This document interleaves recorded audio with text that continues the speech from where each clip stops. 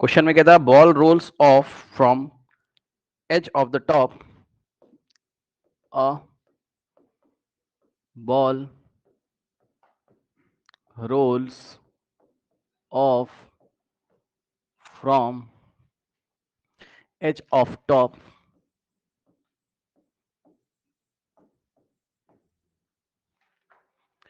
of a stair of a stairs way with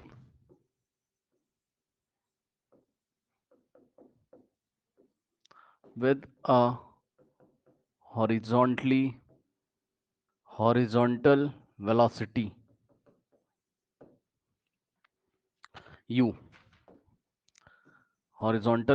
u, if each step has height h, if each step has height h, height h and width b, and with b the ball will just hit the edge, the ball will just hit the edge of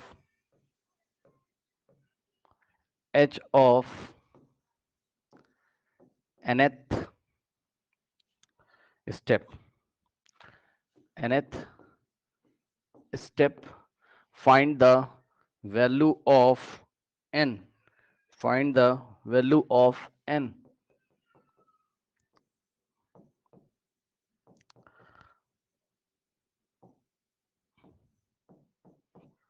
find the value of n. अब देखिए students किस तरीके का question है, ठीक है, ये थोड़ा सा डिफिकल्ट क्वेश्चंस होते हैं ऐसे, ध्यान दीजिए जरा। देखिए बच्चों क्या चल रहा है, कह रहा a ball rolls off from edge of top of a stair, ठीक है, edge of top of a stair. ये देखिए स्टेयर कैसी होती है बताइए, सीढ़ियां आपने देखी कैसी होती हैं स्टूडेंट्स? ये सीढ़ियों का व्यू देखिए, ये इस तरीके से सीढ़ी होती है, एक सीढ़ी, ये देखो एक स्टेप, फिर ये दूसरा स्टेप, फिर समझ गए ना, ये तीसरा स्टेप, ऐसे करते करते स्टूडेंट्स कितनी एज हैं, एज कह रहा हूं सॉरी, कितने स्टेप्स हैं, एन स्टेप्स हैं,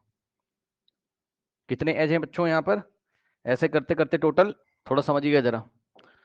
ये बॉल है, देखो एज मतलब किनारा, यहां से स्टार्ट होती बॉल गिरना, ठीक, यहां से जाती है, ठीक है स्टूडेंट्स, और यहां से इन्होंने इसको कैसे फेंका है समझो जरा। ये फर्स्ट स्टेप,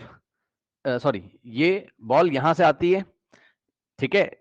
इसके बाद नेक्स्ट वाला एज, एज का मतलब किनारा, कोना, ये वाला एज फर्स्ट वाला होगा, ये सेकंड वाला होगा, एंड डॉट डॉट डॉट का मतलब समझ रहे हो ना, एंड सो ऑन टू, ये एनथ एज होगा आपका, ये वाला एनथ, भाई होंगे तो बीच में बहुत सारे, मैं कितने बनाऊंगा है ना, तो ये होगा आपका कौन सा एज, एनथ एज। समझो जरा बच्चों ध्यान से, कह रहा है a ball rolls from edge of a top of a sphere way with a horizontal velocity u, ठीक है ना, यहां से ये हॉरिजॉन्टल वेलोसिटी यू से फेंका गया है, समझदार हो आप, ध्यान से चेक करो, तो ये हॉरिजॉन्टल प्रोजेक्टाइल का होगा केस, यहां से खड़ा हो गया एच पे, ऐसे फेंका, ठीक,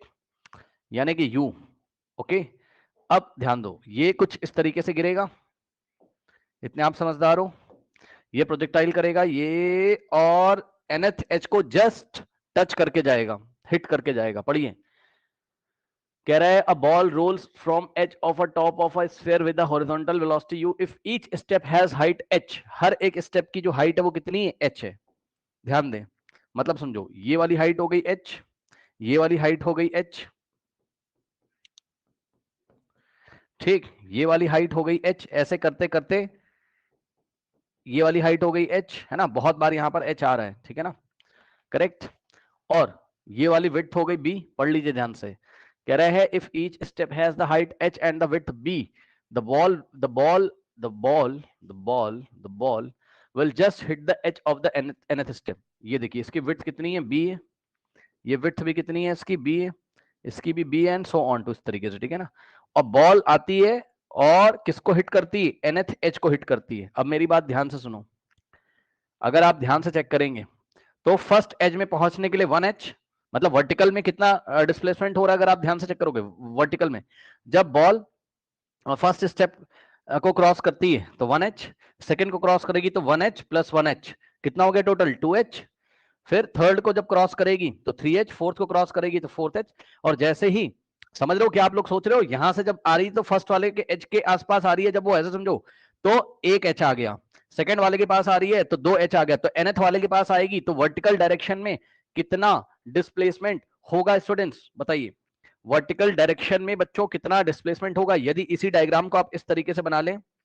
और सोचें कि एक वर्टिकल मोशन हो, सॉरी एक प्रोजेक्टाइल मोशन हो रहा है, हॉरिजॉन्टल प्रोजेक्टाइल का केस हो रहा है ऐसा, ठीक, ये ऐसा, और यहां क्या है, nth एज है ये वाली,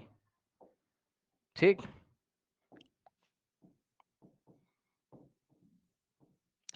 अब बताइए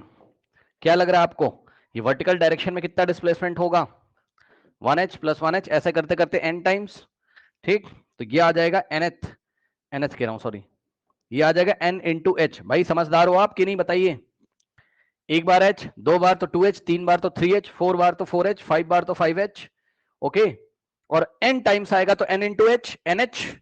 क्यों भाई, अगर दो बार आ रहा है h तो 2 इंटू एच हो जाएगी वर्टिकल डायरेक्शन में लेंथ, तीन बार आ रहा है तो t इंटू एच, और n बार आ रहा है तो n इंटू एच। यानी कि यदि हम आपसे पूछें कि n इंटू एच क्या है, तो आप बोलोगे ये वाला जो वर्टिकल डायरेक्शन में इसने डिस्प्लेसमेंट किया। उसके बाद हॉरिजॉन्टल में कितना बढ़ता है, ये जब एक स्टेप के पास पहुंचता है तो b, सेकंड वाले के पास पहुंचता है तो b प्लस b 2b हो जाएगा, थर्ड वाले के पास पहुंचेगा, यहां से कहीं क्रॉस होगा तो हॉरिजॉन्टल में कितना चला, 1b 2b 3b, ठीक। इसी तरीके से n वाले के पास पहुंचेगा तो n इंटू बी, यानी कि कहीं ना कहीं यहां से चलना शुरू किया है और ये ऐसे प्रोजेक्टाइल कर रहा है, nth वाले में जब पहुंचेगा तो ये रेंज, ये वाली रेंज कितनी हो जाएगी, n इंटू बी, ठीक। तो कहीं ना कहीं आपको रेंज दिया हुआ है n इंटू बी, ये रेंज दिया हुआ है, ठीक। लेकिन एक बात डिस्कस करना चाहूंगा, यहां से अगर ये फेंकता, ठीक है, ये वाले सरफेस से, तो कितना आता यहां तक पहुंचने में, 1h 2h 3h, और यहां पर आके हो जाता है NH, ठीक है, 1b 2b, हाँ ठीक है। तो वर्टिकल डायरेक्शन में तो उतना ही चलता, लेकिन हॉरिजॉन्टल में ये एक्स्ट्रा बी ये ट्रेवल कर जाता, ये वाला एक्स्ट्रा बी ट्रेवल कर जाता, ठीक। ये देखो nth को जब टच करता तो एक बार ये वाला बी ट्रेवल करता, ठीक, तो एक बी और आ जाता, यानी कि एन बी और प्लस बी कर देते, बट अभी ऐसा सवाल नहीं है। सो आप देखो ये हो जाएगा आपका एन बी रेंज, ठीक, ये हो गया। अब इसने हमसे सवाल क्या पूछा, find the value n h, इसको लिख दो एन इंटू एच, कितना हो जाएगा आपका एन एच, ठीक। तो ये जो रेंज है हॉरिजॉन्टल आपको दिया हुआ है एन बी एन एच, इसका वर्टिकल डिस्प्लेसमेंट है, एन की वैल्यू निकालनी है। तो ये कौन सा केस है, ये आपका हॉरिजॉन्टल प्रोजेक्टाइल का केस है, बस अब निकाल लीजिए। हॉरिजॉन्टल प्रोजेक्टाइल के केस में ध्यान से चेक करिए, ये आपकी रेंज है और रेंज का फॉर्मूला आपने पढ़ा हुआ है। हॉरिजॉन्टल के लिए रेंज का फॉर्मूला क्या होता था, r is equals to u root over 2h by g. So r is equals to u की जगह यू और रूट ओवर 2 इंटू एच, कितना हुआ है टोटल चेक कर लो, यहां से यहां तक एच कितना है vertical displacement, N into H upon में जी की वैल्यू, जी लेके चलो कोई दिक्कत नहीं, जी की वैल्यू जी लेके चलो, ठीक। और रेंज की जगह आप कितना रख दोगे, पहले स्क्वायरिंग ऑन बोथ साइड कर लो, स्क्वायरिंग करो कितना हो जाएगा, आर का square is equals to u का स्क्वायर इंटू यहाँ स्क्वायर रूट गायब हो जाएगा, so 2 into n h upon में जी, ठीक। अब आर की वैल्यू रख दीजिए, रेंज कितना है एन बी, आर बराबर कितना है एन बी, तो आर का स्क्वायर करोगे कितना आ जाएगा, एन का स्क्वायर बी का स्क्वायर, ठीक। तो आर स्क्वायर या कितना रखोगे, एन का स्क्वायर बी का square is equals to u का square into 2 n h by g, ठीक। अब इसको सॉल्व कर लीजिए, एन की वैल्यू यहाँ पर निकाल लीजिए, n square b square is equals to u square 2 n h by g, u square 2 n h by g, okay. Now अब g इधर आ जाएगा, so n square b square into g cross में is equals to u square 2 into n into h. ठीक, ये पूरा left में आएगा, तो यहां से हो जाएगा n square b square g minus u square into 2 into n into h is equals to 0। अब यहां से n कॉमन आ जाएगा, n कॉमन होगा, so n b square g minus u square into 2 into n बाहर जा चुका है h is equal to 0। फिर से n तो 0 हो नहीं सकता भाई, दो क्वांटिटीज है ना, n है और ये वाला ब्रैकेट है, n तो 0 हो नहीं सकता है since n can't be equal to 0, क्योंकि आपको साफ साफ दिख रहा है यहाँ पर कुछ ना कुछ नंबर ऑफ स्टेप्स हैं। ओके, ये देखिए, तो n तो 0 हो नहीं सकता, n कुछ ना कुछ होगा, तो इस ब्रैकेट को 0 होना पड़ेगा। N b square g minus u square into 2h is equals to 0, ये उधर जाएगा, n b square g is equals to u square into 2 into h, n की वैल्यू निकाल लीजिए, so n is equals to कितना आ जाएगा, ये 2h u square 2h u square upon में एन बी स्क्वायर जी,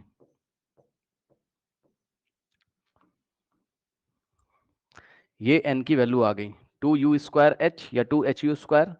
N b square g. Okay, n नहीं आना चाहिए ना, यहाँ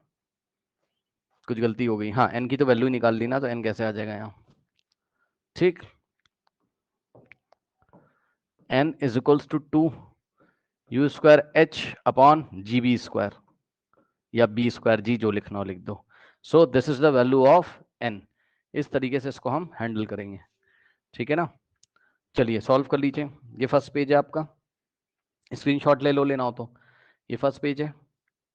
ठीक, ये आपका सेकंड पेज है। ओके, कर लीजिए जरा।